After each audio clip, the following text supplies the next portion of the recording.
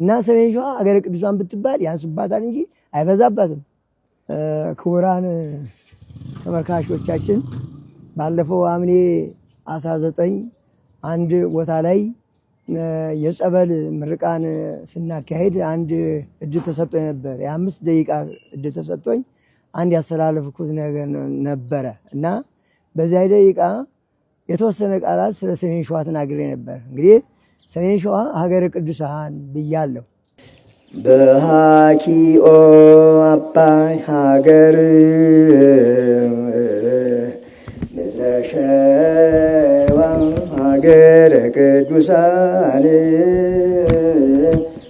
ሀገረ ቅዱሳን ብልም ደግሞ ብዙ የተሳሳተ ቃላት አልነበረም። እናንተ ግን ባታውቁት ነው እንጂ ሀገረ ቅዱሳን ያልኩት ዋናው ሱራፌላዊ ከልደተ ክርስቶስ የተነሱ ቅዱስ አባታችን አቡነ ተክለ ብርሃነ ዓለም አቡነ ተክለ ሃይማኖት የተገኙባት ከወላጆቻቸው ጋራ ከጸጋ ዘአብና ከእግዚአብሔር ጋራ እንዲያው ደግሞ አቡነ ዜና ማርቆስ ክርስቶስ ሰምራ ሕፃነ ሞዓ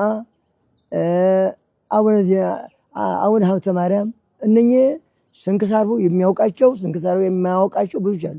እነኚህ እንጂ ሀገረ ቅዱሳን ብያቻለሁ። ይሄ አያስተችም ነበረ። ሀገረ ሊቃውንትም ብል እንግዲህ ከሊቃውንት ጋራ የተያያዘ ሀገረ ነገስት ስርወ ነገስት እንደሆነች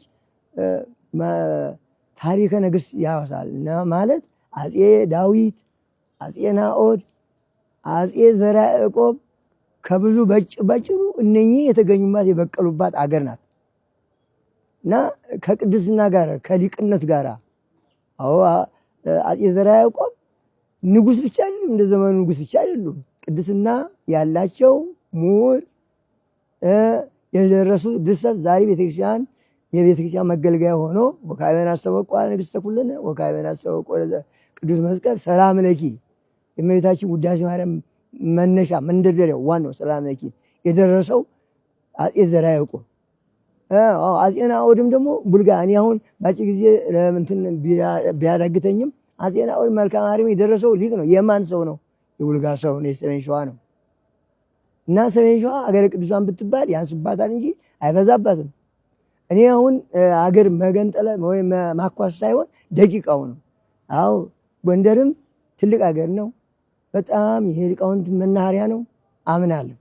ሀገረ ቅዱሳን ነው። እንደ ኢትዮጵያ ጎጃም እንዲሁ ያገረ የበላንበት የጠጣንበት የተማርበት ሀገር መሆኑ ይታወቃል። ለማኳሰስ ለማዳከም ብዬ አይደለም፣ ደቂቃው ነው።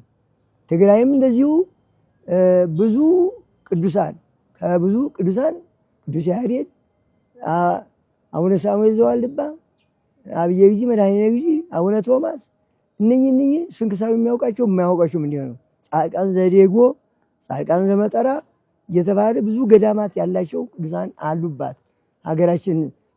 እንደ ኢትዮጵያ ትግራይም የቅዱሳን ሀገር መሆኗ ይታወቃል። ደቂቃው ግን ብዙን ያናገር ነበር በዚያን ሰዓት።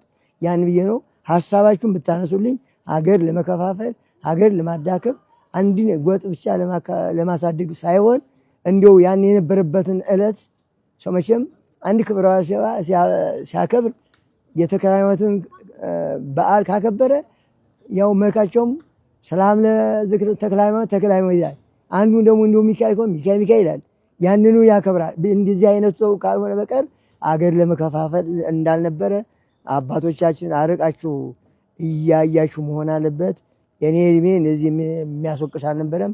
አገርም እንድከፋፈል እኔ ፍላጎትም ሀሳባችሁን አንሱልኝ። እግዚአብሔር እንግዲህ ሁላችን ልቡና ያስጠን፣ ሀገራችን ወደ አንድነት አምጦ ሁላችንም እንድንኖርባት ሀገራችን የሰላም ሀገር ያድርግ። ወስብሐት ለእግዚአብሔር።